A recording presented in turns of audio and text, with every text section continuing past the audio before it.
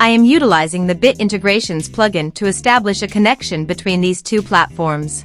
Let's go to the Bit Integrations plugin dashboard. Create integration. Search for and select newsletter as a trigger. Now choose a form or a task name. Click the Fetch button. Next, go to your form page. Fill out the form and submit it.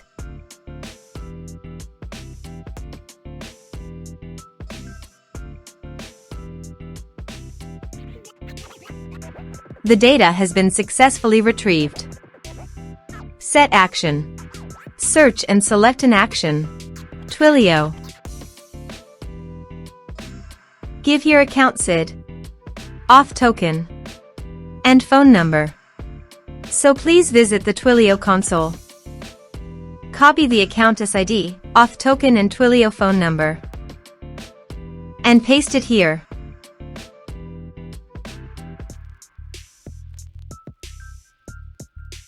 Authorize it. Authorization is successfully done. Now click on Next. Select Number. Map the messages fields.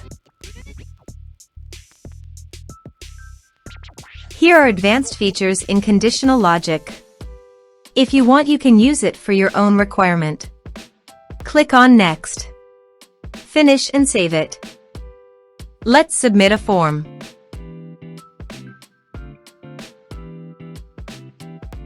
Click on Send Message.